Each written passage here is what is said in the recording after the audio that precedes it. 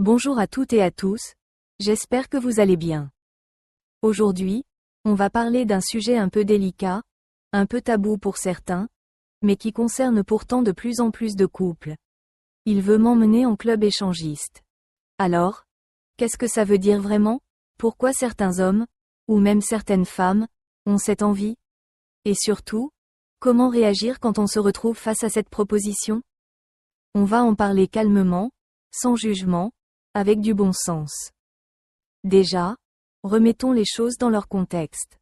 Quand quelqu'un propose à son ou sa partenaire d'aller dans un club échangiste, ça peut être vécu de plusieurs façons. Pour certains, c'est une curiosité.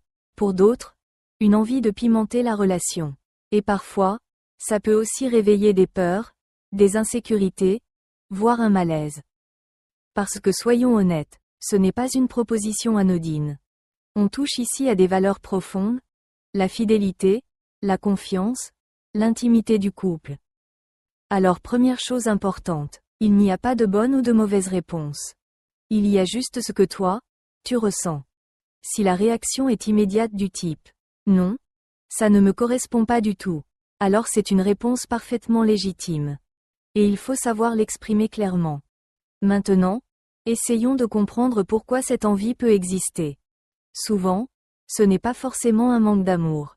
Ce n'est pas non plus automatiquement une envie de remplacer l'autre. C'est parfois une recherche de nouveauté.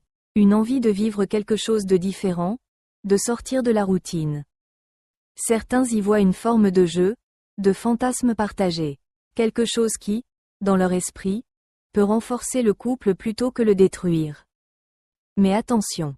Ce qui est un fantasme pour l'un peut être une source de stress pour l'autre. Et c'est là que tout se joue. La clé, ce n'est pas le club en lui-même. La clé, c'est la communication.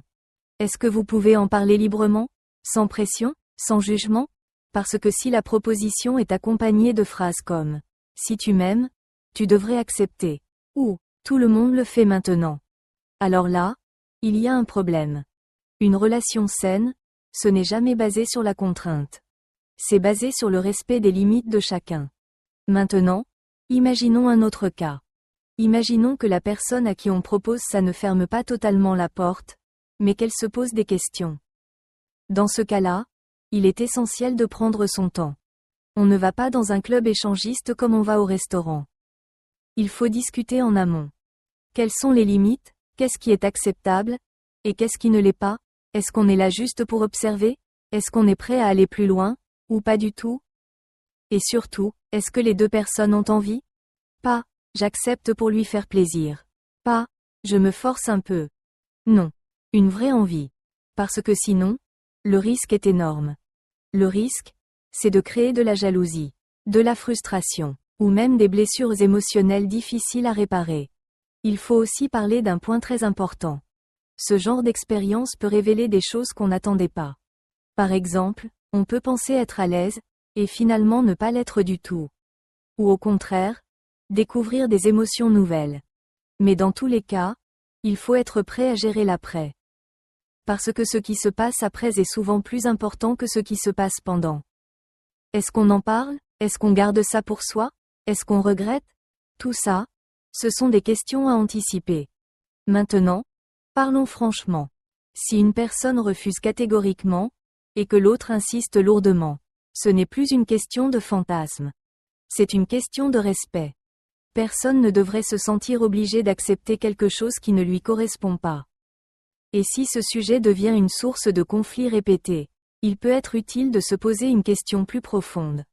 Est-ce que vous êtes vraiment aligné sur vos valeurs de couple? Parce que parfois, ce genre de discussion met en lumière des différences importantes.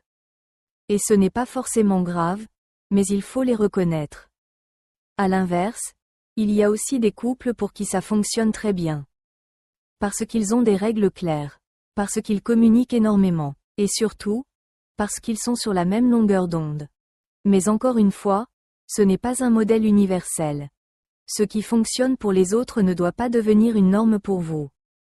Tu as le droit de dire non. Tu as le droit d'hésiter. Et tu as aussi le droit d'être curieux. L'important, c'est que ta décision soit sincère. Et qu'elle ne soit pas dictée par la peur de perdre l'autre. Parce qu'au final, Une relation solide. Ce n'est pas une relation où on accepte tout. C'est une relation où on se respecte suffisamment pour poser ses limites. Voilà. C'était un sujet sensible, mais important. Si tu vis ce genre de situation, prends le temps de réfléchir, d'en parler, et surtout d'écouter ce que tu ressens vraiment. N'hésite pas à partager ton avis en commentaire. Est-ce que c'est un sujet que vous avez déjà abordé en couple? Est-ce que pour vous, c'est totalement hors de question, ou au contraire une curiosité? Je serais curieux de lire vos retours. Merci d'avoir regardé cette vidéo jusqu'au bout. Et si ce type de contenu vous plaît, pensez à vous abonner, à liker, et à activer la cloche pour ne pas manquer les prochaines vidéos. À très bientôt.